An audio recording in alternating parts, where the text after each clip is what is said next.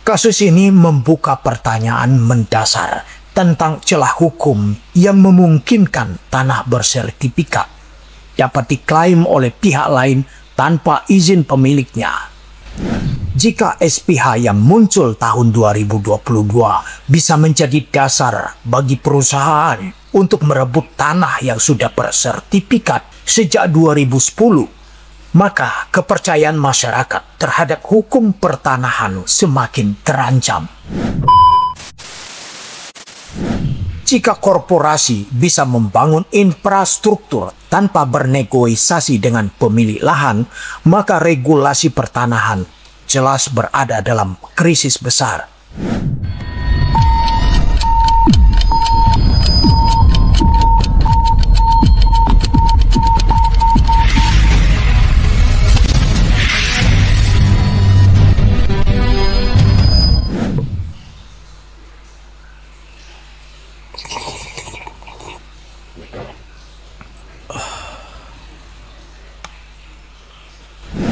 Assalamualaikum warahmatullahi wabarakatuh. Salam, salam sejahtera untuk kita semua. Namo Buddhaya, Om Swastiastu, salam kebajikan.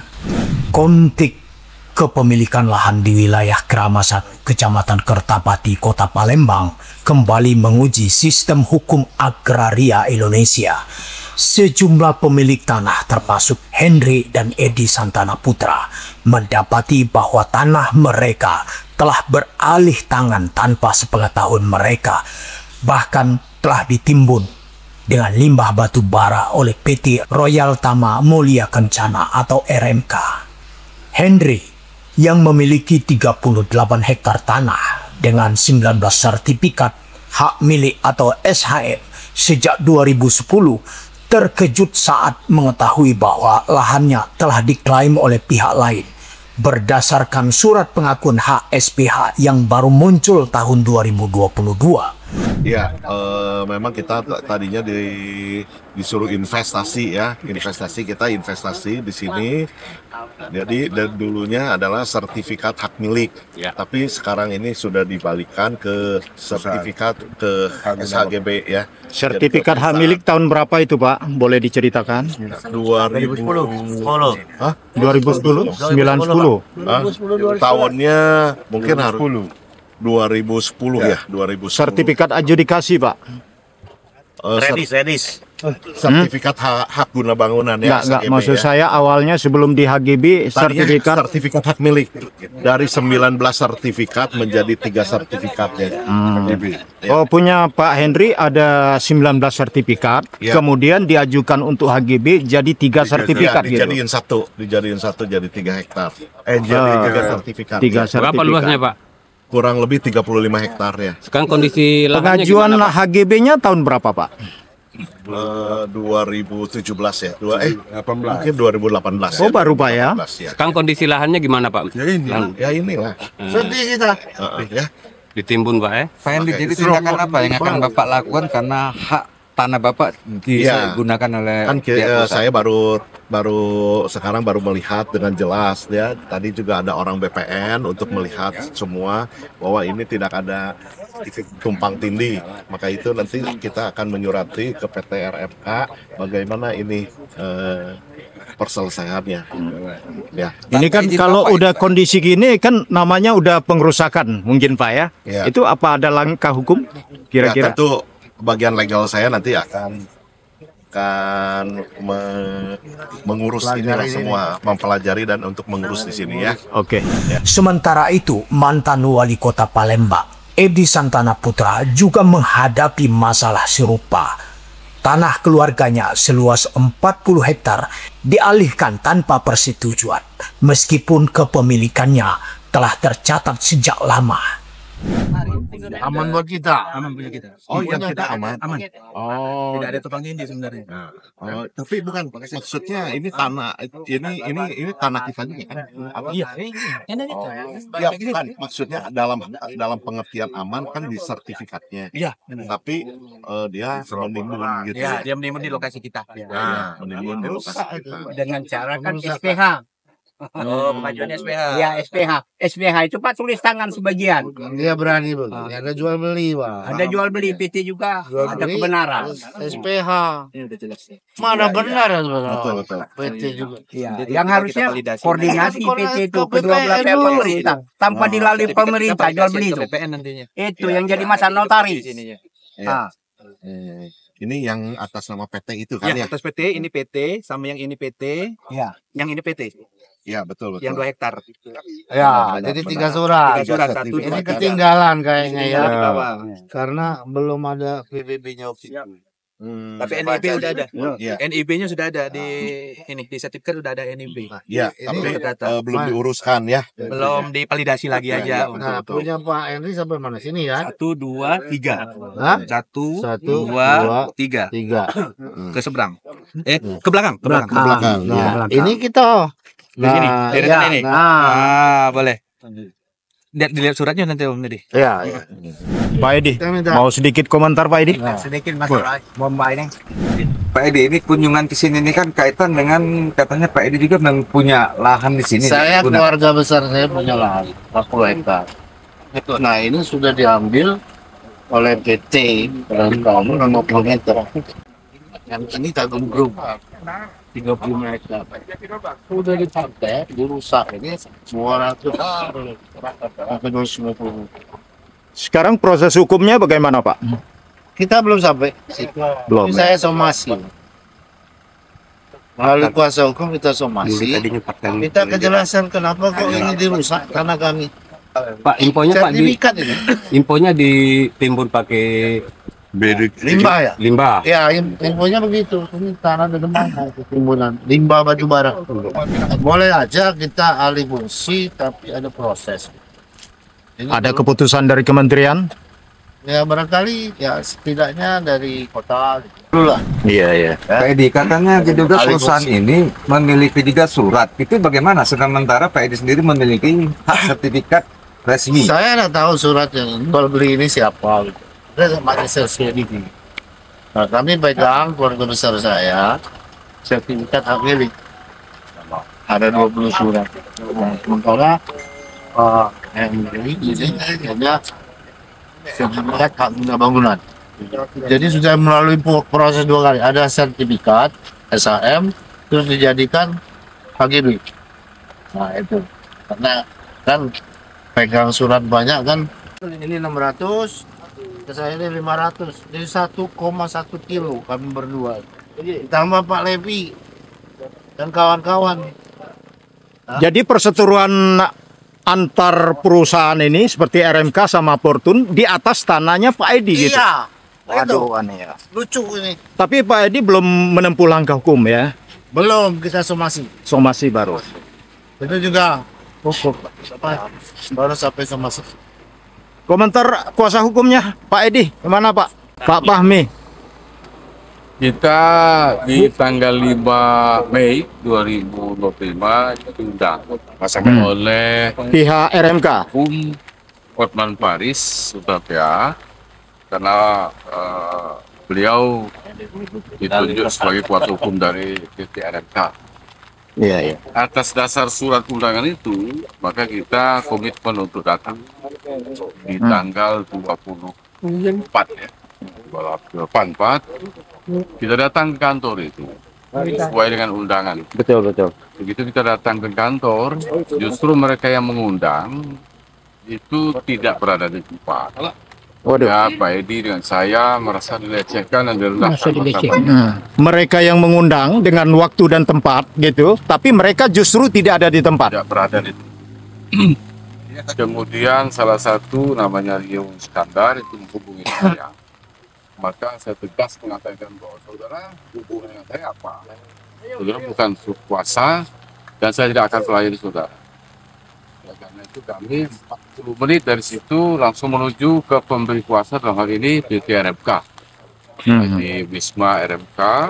Di situ kita ketemu dengan beberapa karyawan yang tidak bersedia dan tidak berani Untuk memberi keterangan. dengan alasan karena Vincent maupun William atau Pak Tony Samudra tidak berada. Moses. Kemudian langkah itu kemudian kita sampaikan dengan Togar, lalu manajer PT RMK di lokasi ini. Beliau juga tidak memberikan apapun. Dan juga saya sudah menghubungi juga Moses selaku LO, Legal Officer dari Amerika, juga tidak mampu mencari jalan keluar untuk mempertemukan kita dengan Pak Tony Saputra atau Putusan maupun William.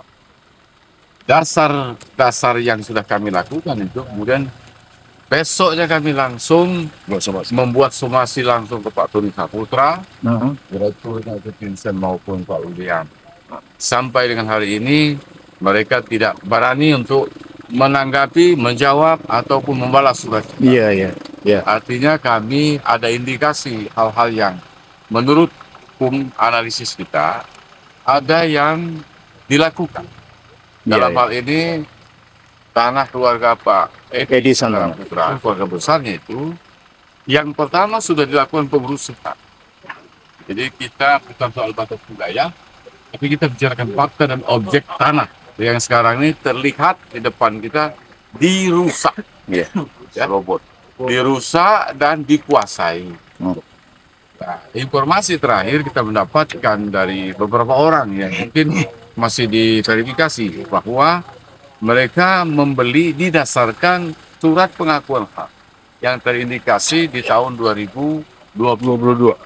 Sementara sertifikat kita tahun berapa itu, Pak? 2020 berdasarkan 2010 berdasarkan keputusan Menteri Agraria BPN Republik Indonesia nomor 9 PN tahun 2010. Dan ini program pemerintah.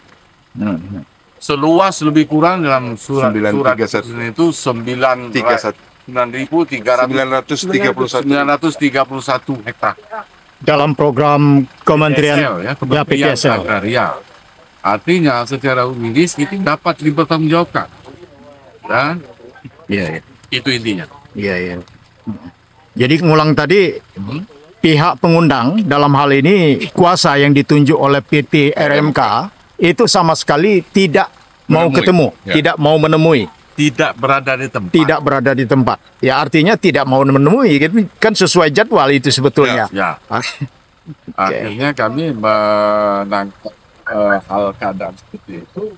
Orang ini merendahkan. Kita diundang, kita datang, mereka tidak berani. Kasus ini membuka pertanyaan mendasar tentang celah hukum yang memungkinkan tanah bersertifikat dapat diklaim oleh pihak lain tanpa izin pemiliknya. Jika SPH yang muncul tahun 2022 bisa menjadi dasar bagi perusahaan untuk merebut tanah yang sudah bersertifikat sejak 2010, maka kepercayaan masyarakat terhadap hukum pertanahan semakin terancam.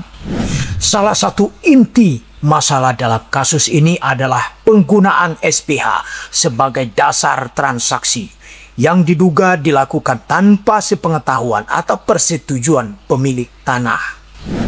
Dalam hierarki hukum pertanahan di Indonesia, SHM adalah bukti kepemilikan tertinggi, sementara SPH hanyalah dokumen administratif yang seringkali digunakan dalam transaksi informal dan berpotensi disalahgunakan untuk pengalihan hak secara tidak sah. Fakta bahwa SPH dapat muncul setelah SHM diterbitkan dan digunakan untuk transaksi yang berdampak hukum memperlihatkan celah regulasi yang perlu ditutup.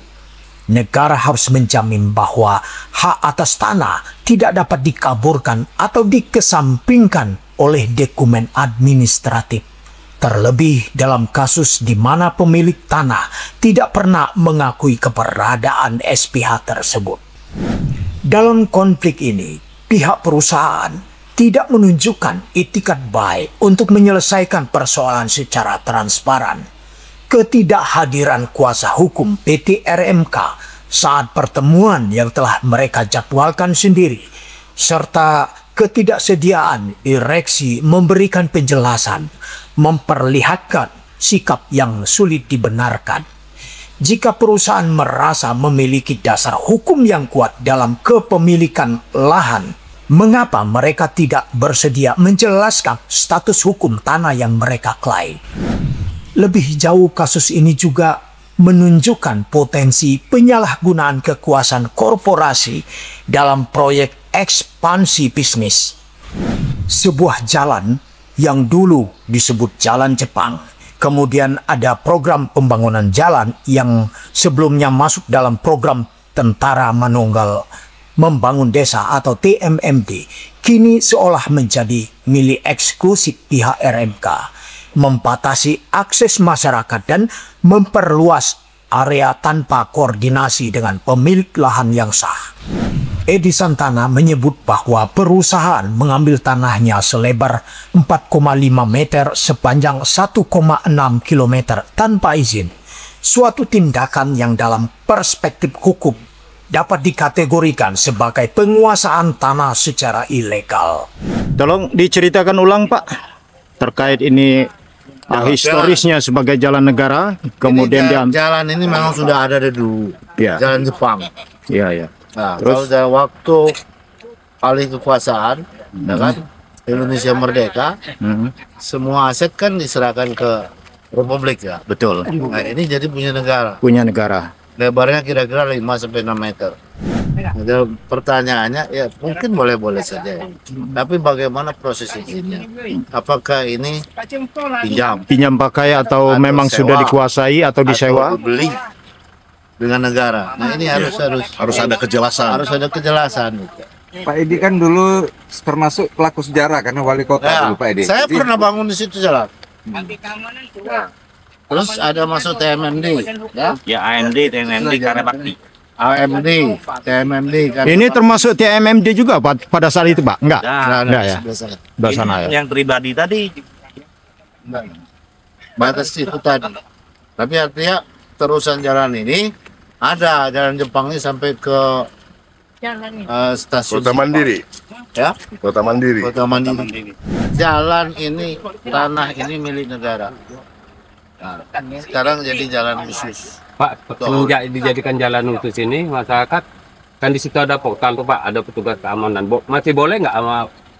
Ya tadi kita tanya-tanya, sebetulnya masyarakat bebas loh sini, karena ini punya Negara. jalan umum ini. Ketika Bapak masuk tadi ada enggak pertanyaan, Pak? Mau kemana atau bagaimana? Waktu situ ya dia tahu kemana Pak? Edi Santana. Langsung dia.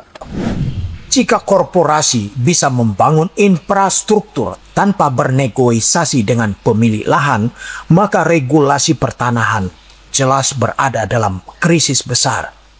Tentu, ini bukan sekadar kasus sengketa batas tanah, tetapi fenomena lebih luas tentang lemahnya pengawasan hukum agraria.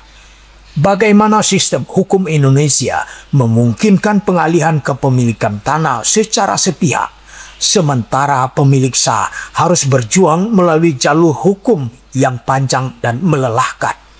Disinilah negara harusnya hadir. Keberadaan Badan Pertanahan Nasional atau BPN seharusnya memastikan bahwa setiap transaksi tanah dilakukan secara legal dan transparan, bukan bergantung pada interpretasi administratif yang lemah. Jika SPH tetap menjadi alat transaksi yang dapat menggeser SHM, maka perlu ada revisi undang-undang pertanahan yang lebih ketat. Salah satu langkah yang dapat ditempuh adalah memperkuat sistem verifikasi elektronik dalam peralihan tanah, di mana setiap perubahan status kepemilikan harus melalui otoritas langsung dari pemilik tanah, serta divalidasi oleh otoritas hukum sebelum dapat diakui sebagai transaksi sah. Selain itu, penerapan sanksi pidana terhadap praktik penyerobotan tanah dan pemalsuan dokumen harus diperkuat. Jika dalam kasus ini terbukti adanya manipulasi administratif atau rekayasa hukum, pihak yang melakukan transaksi berdasarkan SPH harus bertanggung jawab secara hukum, bukan hanya dalam bentuk penyelesaian sengketa perdata, tetapi juga dalam ranah pidana. Di sisi lain, masyarakat perlu diberikan akses lebih luas terhadap informasi kepemilikan tanah, termasuk data sertifikat dan transaksi yang telah terjadi. Jika sistem pertanahan tetap tertutup dan sulit diakses, maka celah untuk memanipulasi kepemilikan akan semakin besar.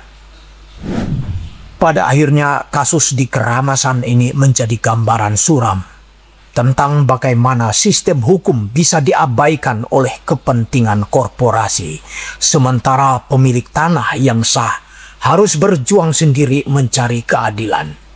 Jika kasus seperti ini tidak segera mendapat perhatian serius dari negara, maka apa yang terjadi di Keramasan dapat terjadi di banyak daerah lain. Masyarakat harus melihat konflik ini sebagai alarm keras untuk segera menuntut reformasi hukum agraria yang lebih kuat. Sebab tanpa penegakan hukum yang jelas, sertifikat tanah bisa kehilangan makna dan keadilan agraria akan semakin jauh dari jangkauan mereka yang paling membutuhkan perlindungan hukum. Saatnya kita berbicara, saatnya kita bertindak, karena hukum ada bukan untuk menguntungkan segelintir pihak, tetapi untuk melindungi setiap warga negara. Untuk informasi lebih lengkap mengenai kasus ini, Anda dapat membacanya secara mendalam di aspirasimediarakyat.com. Terima kasih telah mendengar Kalturo Official Podcast. Sampai jumpa di diskusi berikutnya dan tetap kawal keadilan. See you again.